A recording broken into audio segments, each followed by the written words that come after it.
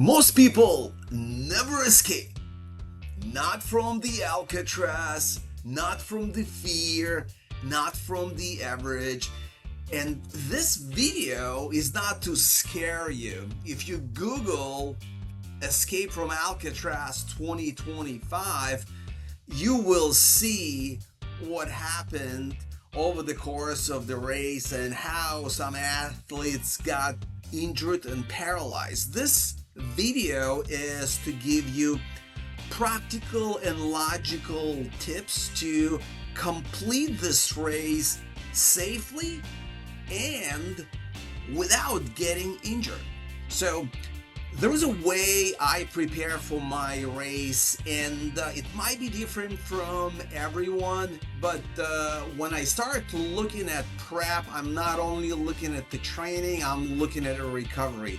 And that all first starts with accommodations. So we stayed in the area called Fisherman's Wharf.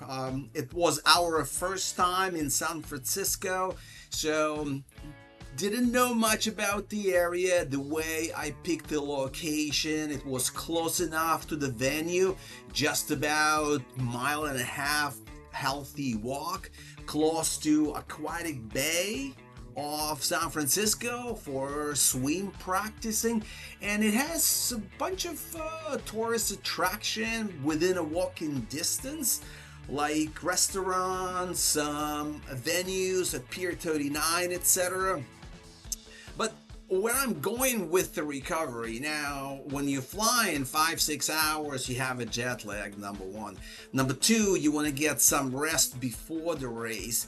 And what I experienced in this particular hotel, San Francisco is pretty much year-round 60-70 degrees Fahrenheit, and maybe for that reason, or maybe it's just not renovated recently, that hotel had single pane windows. My windows were facing Telegraph Hill, awesome view, etc. But the noise from the street, which is practically 24/7. Yes, traffic gets lighter at night, but you have still large trucks rolling through the streets and all. I would say that was the worst ever stay in a hotel from perspective of recovery for any of the races I attended. I'm a light sleeper. I didn't get a good sleep all 5 nights during the race. So not to blame that on the performance, that's something that you really want to consider. Otherwise, it's a great location. And when you travel that far, you not only travel to race, you want obviously to have, some fun. So what we explored while there, and by the way, San Francisco is a city of hills. I had no idea how hilly it is, and walking on streets on San Francisco, I can tell you with 100% certainty, that's the hilliest city I have visited so far in my life. The location of the Fisherman's Wharf is kind of perfect for tourist attraction. We had a walk to Telegraph Hill, which is one of the highest points of San Francisco, and from there we took a walk to the top of a Coit Tower, which was built to cherish memories of firefighters. It's kind of stands out like a long hose, and from the top of it you see 360-degree view of the San Francisco. Really awesome. I definitely recommend to visit. Then, if you are in that region, to walk to Aquatic Bay to practice swimming, it's a breeze. From the hotel, it was literally, 7-minute walk.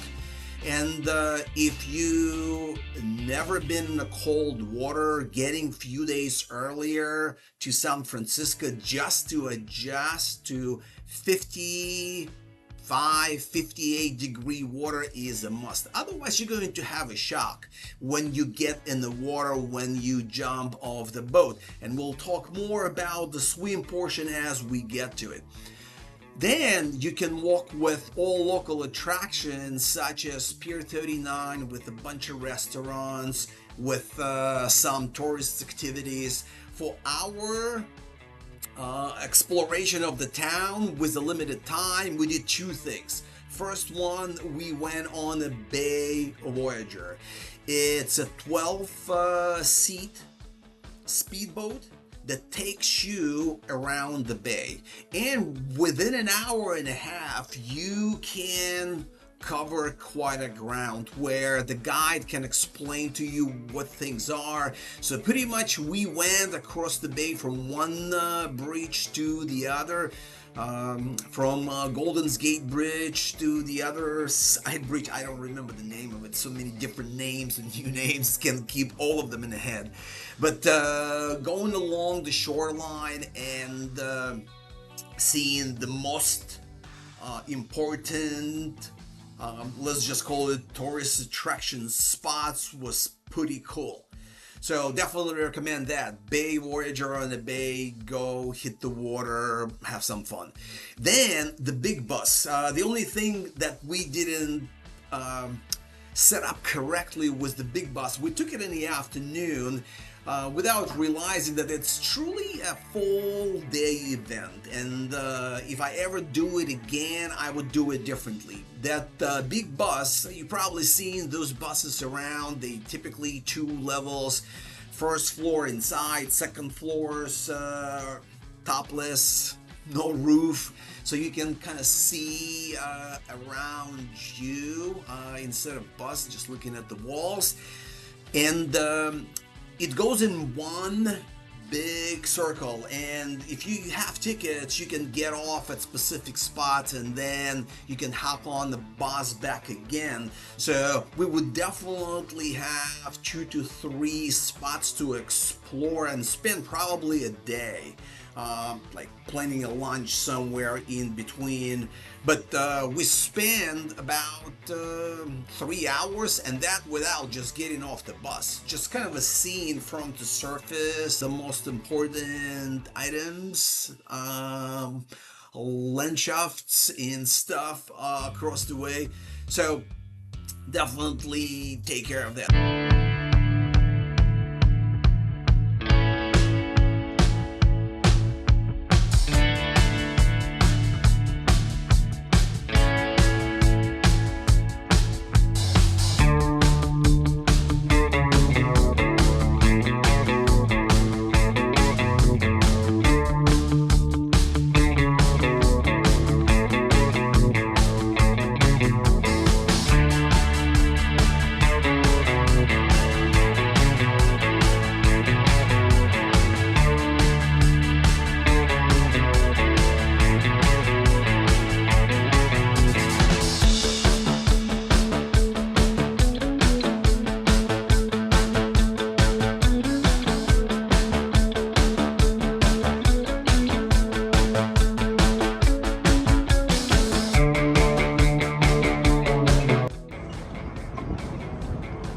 So it's named after Willie McCovey. He was an old giant great. Yeah, and they have a statue of him to the left of us. They just put that up about 2 seasons ago. Yep, that's Willie McCovey. Wow. I seen him play games. I seen him hit home runs when I was a kid. At the old candlestick. That's great. Wow. Bobby Bonds, Willie McCovey, Willie Mays. That's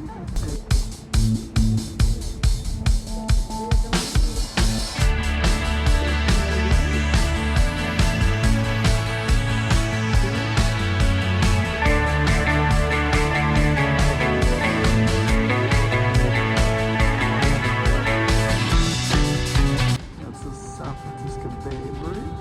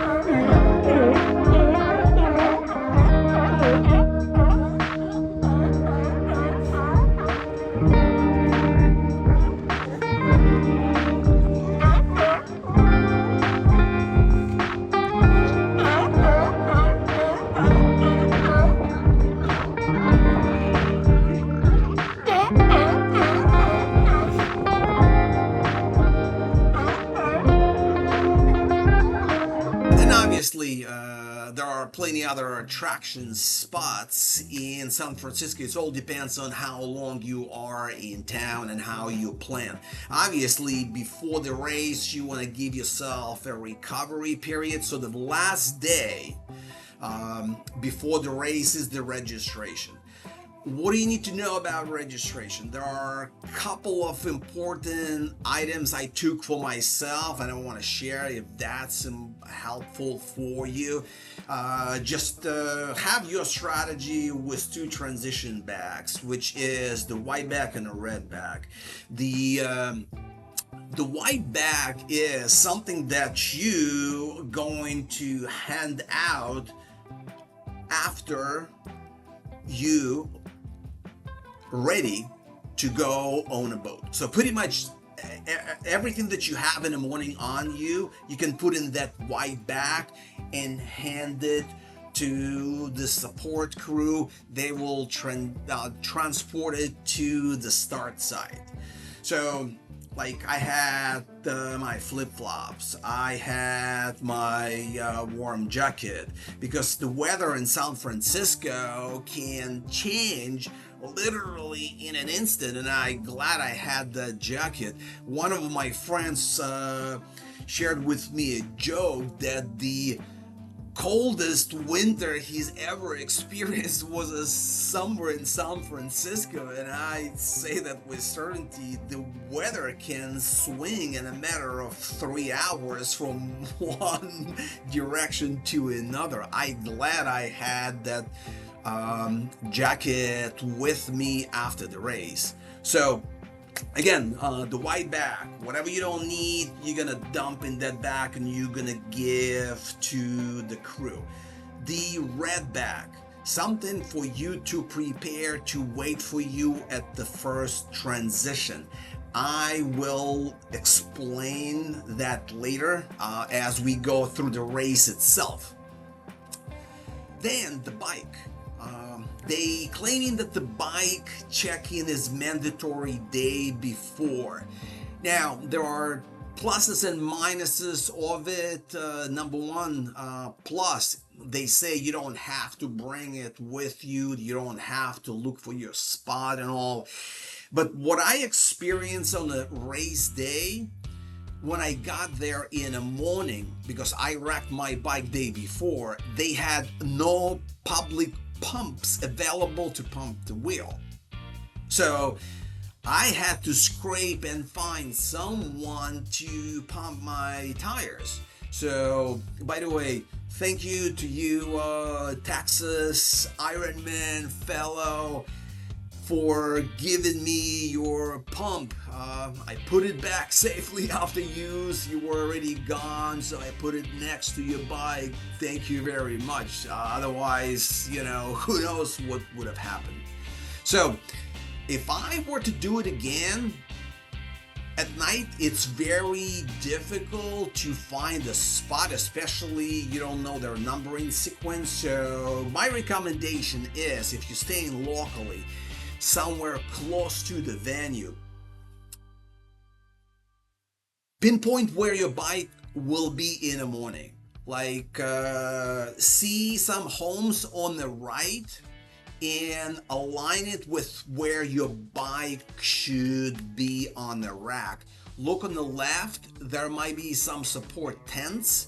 Align it with a tent so you have two-side reference, because that will help you, number one, in the morning when you set up your bike, number two, when you come from the swim transition, because you might be lost, it's just disoriented, and those are two important indicators to look on both sides, left and right. So I would take my bike, pump the tires in the morning, and just ride on the bike to the race site, which I actually walked. It was 25-minute walk. It's a warm-up. I am not complaining about it. I'm just saying that hassle of finding a pump wasn't really something I was prepared for, and to carry with me a pump on the flight, I didn't find it really like necessary. So what else on the check-in? That was probably it. They saying there is a mandatory race briefing. There were two of them. Is it mandatory? Truly not. It can give you some tips if you never raced that race. If you didn't watch that video and you don't know what to expect, you should definitely visit it. Now, the actual race and preparation for it, what I found helpful, number one, they sent, when you subscribe and you are listed on the list of athletes, you will get emails with some tips. And sometimes we overlook them, but what was for me critical and important, I came across of their recommendation, which was do a practice swim. And that was like mentally and physically very important. First of all, you have clarity on what will happen in the water.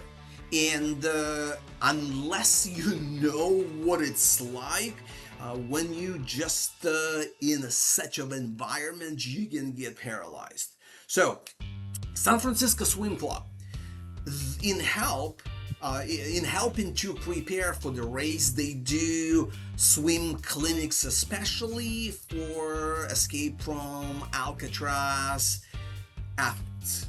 So I did one on Friday morning. So they took us out early in the morning in a bay. We positioned ourselves in approximate location of where the swim would start, and they gently released us in the water. So you can experience the jump in a cold water, a swim.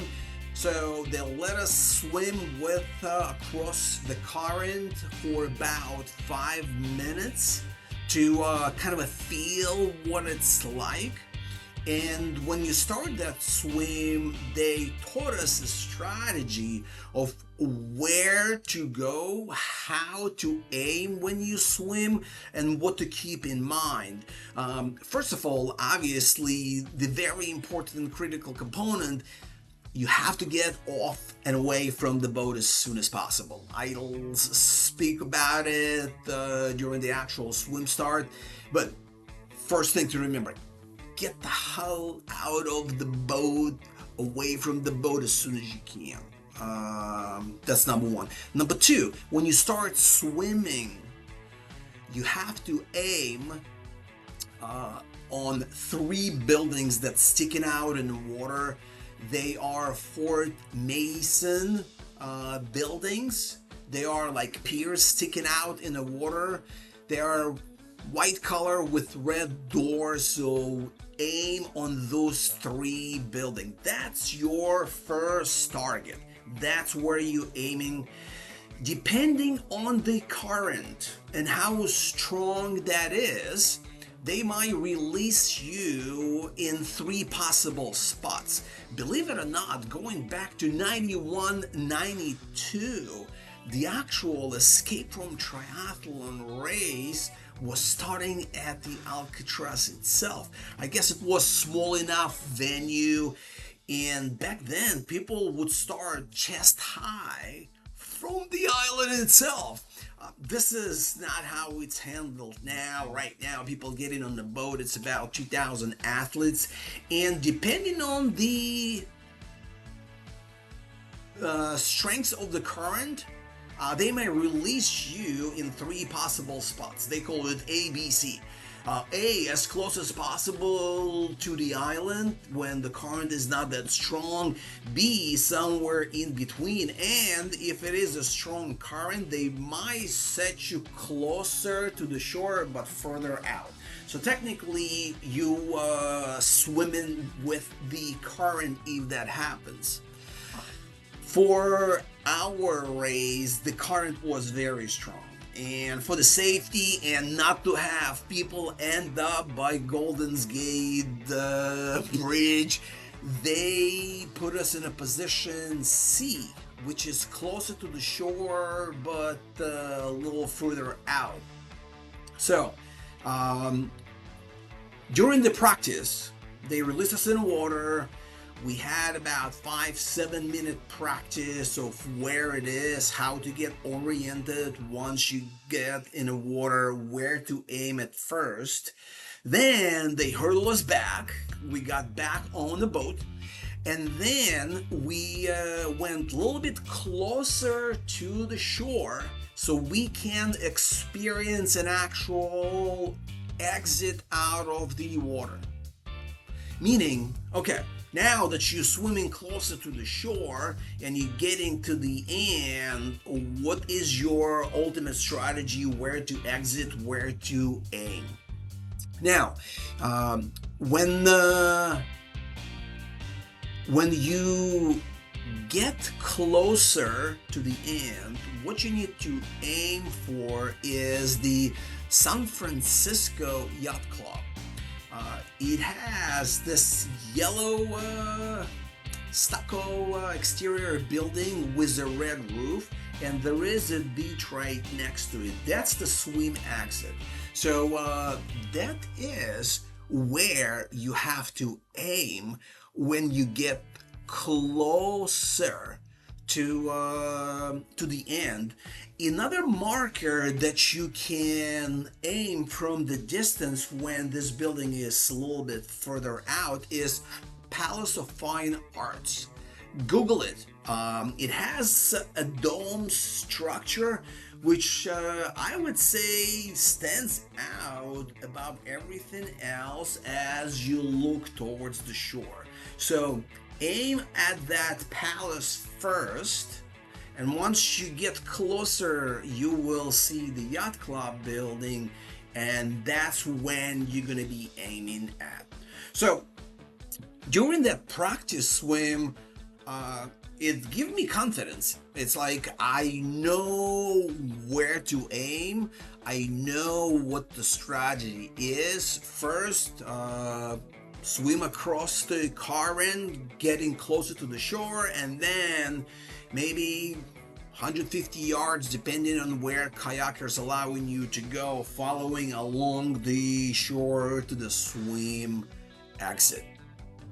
So, the bike and the run. I didn't bike on that course, and I will explain what to look for as you go through it. And off we go. You need to make a ball of it and then you push it until it sticks. Okay. Bunch of athletes getting ready to jump.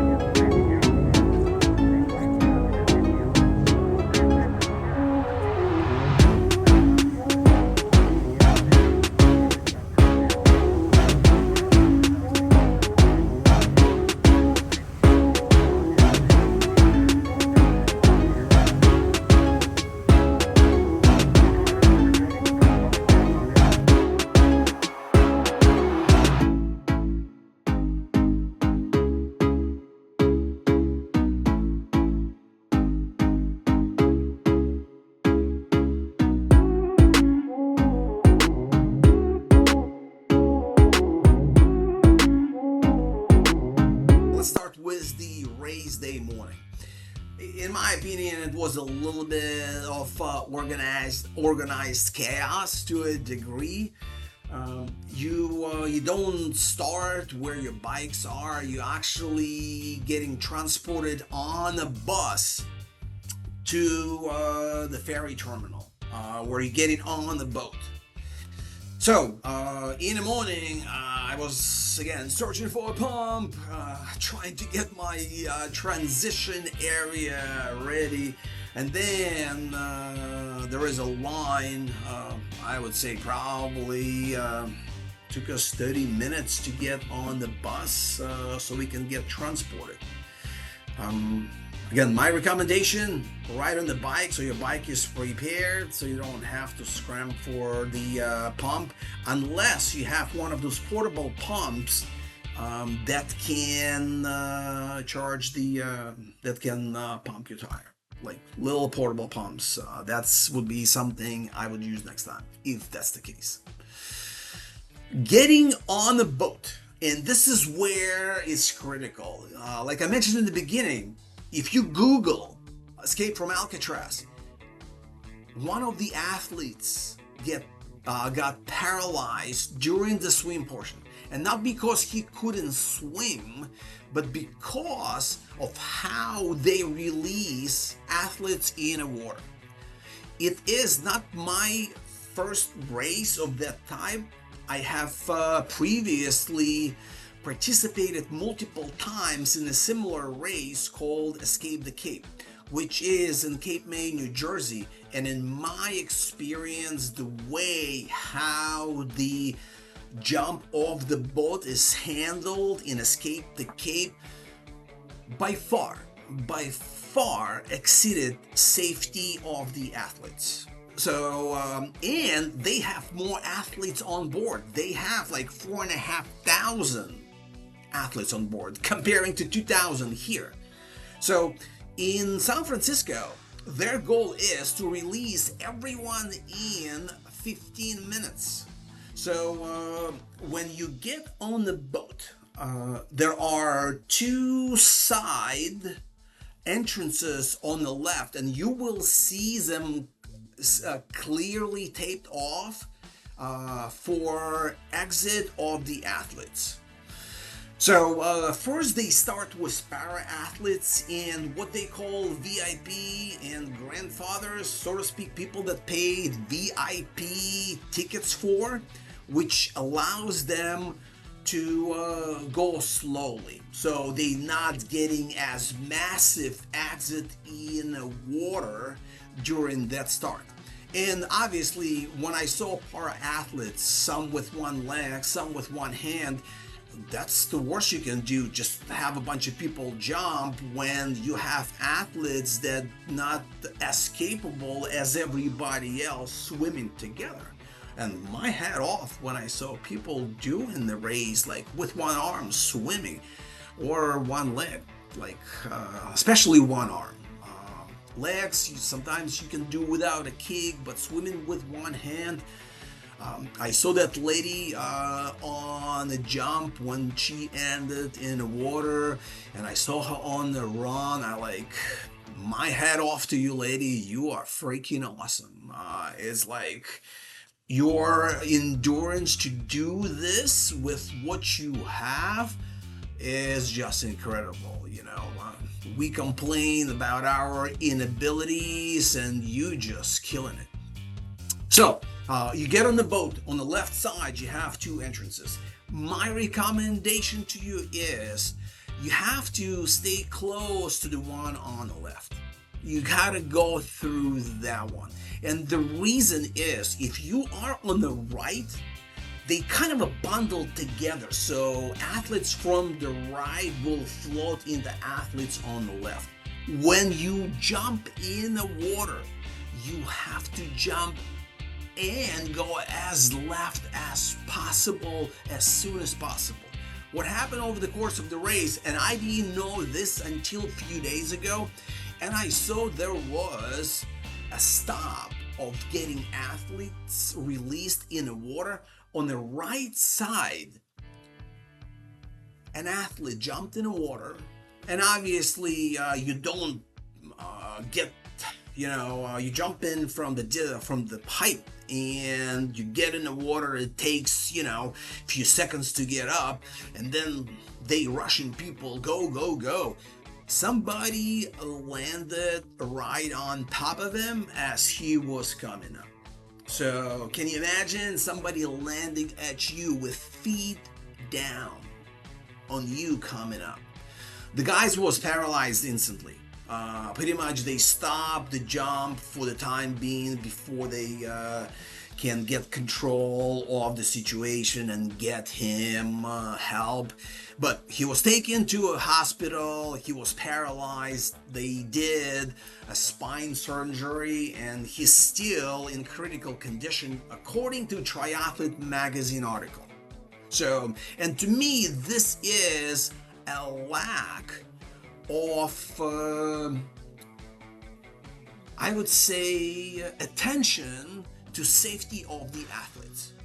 Like, you cannot have 20, 30 people just jumping off non-stop without seeing athletes coming from under the water. Like in Escape the Cape, it was totally different. They had 4 different spots, and they were releasing people from 4 different spots. So first of all, it's a separation. Second, the person that is releasing somebody in the water will not let you jump until they see the athlete coming from under the water. Yes, sometimes it would take 30 minutes for that circle of people to continue, depending on what the race you are doing, and sometimes they have to reposition the boat. But safety of the athlete is the most critical and most important in that type of an event, and to neglect it, that's a big no-no. So Escape the Cape, Steve Del Monte, race director, they're doing the awesome job out there, 100% certainty. So, all the way left as you jumped, swim across the current, aim at the 4 Mason buildings first, the 3 buildings sticking out in the water with red doors. Once you pass them, aim on the arch sticking out for the palace, and then aim at the red roof of the San Francisco Yacht Club. That's where you exiting out of the water. So now you're on a sandy beach, and then there is a transition. That's where you can grab your red bag. What is in your red bag? Well, for me, I had a sneakers, I had a water bottle, and a small towel. Why? Well, I saw some athletes running the way they are, meaning in wetsuit and barefooted to the bike transition area. It's about 700 yards, they say, in about half a mile run. So to me, I have to take my wetsuit anyway. Why do I'm going to run in it? It's like, if it's coming off, it doesn't matter where it's come off, there or here. I might as well take it off here and put it in my red bag. At the same time, if I'm running, it takes me 2 seconds to put my shoes on, so I can run faster. And the water bottle, just have a sip of water, just to kind of get salt out of my mouth after swimming in a bay.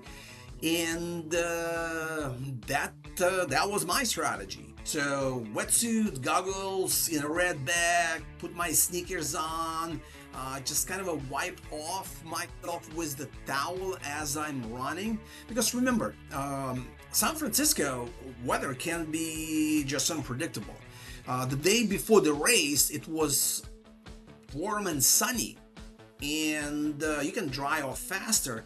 On the day of the race, they were expecting good weather, but the nature had something different for us. It was windy and cold. So obviously my strategy was, let me dry off myself from all the water from the bay, and I can get on the bike at least somewhat dry. So half a mile, T1 hassle, get to the bike. It wasn't that crowded at all. I didn't have my shoes clipped to the bike this time. It's not a short race. It wasn't really critical for me. What was critical for me is to remember the position of the bike. Remember, you can easily get lost because it's a long transition area with many bike racks. So I had a target on the left, a house, I had a target on the right, the tent, and that's how I positioned my bike. I didn't run the I didn't ride the course, but what I found very quickly that my disc wheel, and that's really the only tire I have, the wheel I have another one that I had to purchase in Hawaii because they wouldn't allow me otherwise, but every single race of mine I'm doing on the disc wheel in the back. With the wind and the type of a road that is, it's a lot of hills. Climbing hills is not a problem, but then when you start zipping down those hills, because anything that goes up goes down eventually, right? So as you go down, those hills are curvy. And especially when it's windy, I had to pull back. This is, first of all, unknown environment. I never been on that course, even though you might know the elevation pattern, but if you don't know the curve pattern on a high speed, you can easily get there in a range of 40 miles an hour. A little disbalance from one side to another can lead to a crash. On my way back, because it's a out and back course, on my way back, I saw an athlete getting ready to be transported by the ambulance. He was pretty much strapped on the bed, getting ready for a takeoff. And the spot where he was a curve on a downhill. So my assumption is he lost control on high speed on that curve. Safety, the triathlon race is fun and you're doing it for fun, unless you're a pro and you're trying to win cash of some sort. But triathlon is a sport of fun. You're doing it for yourself to keep yourself as young as you can for as long as you can. So have fun doing it. Injuries are not necessary. So seeing that, I pulled back a little bit on the bike. I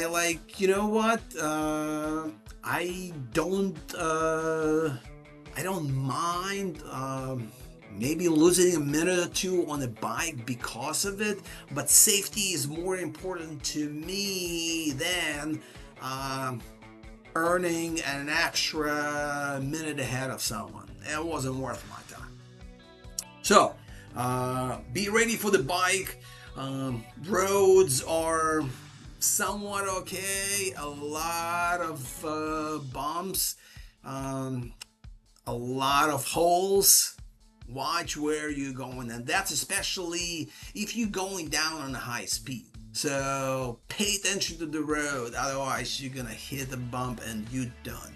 Okay, but otherwise it's a nice course, awesome views, up and downs. I found it pretty cool. Transition from bike to run, nothing really special to talk about. Just getting off as usual, rocking the bike, and then going on the run. The safest 1 out of 3 on this race.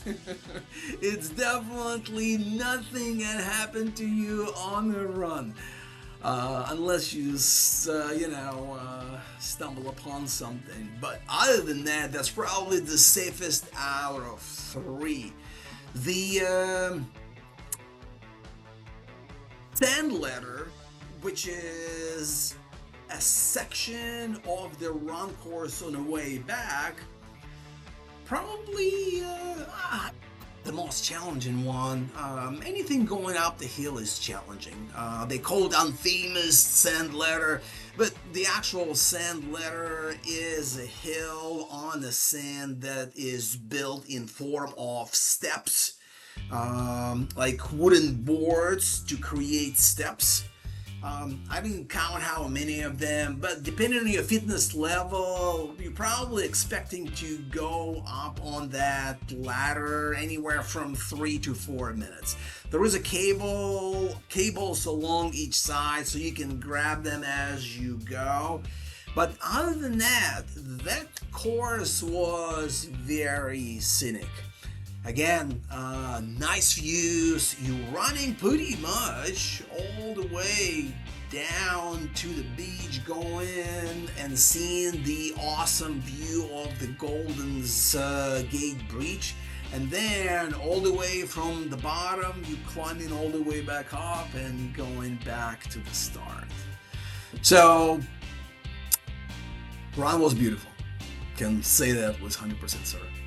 So, overall, what that race was about. And by the way, if you getting value from this video, if you find this helpful for preparing for the race, subscribe to my channel, as I share experience about triathlon races in general, some tips on what I'm experiencing in my training, what I find helpful and beneficial.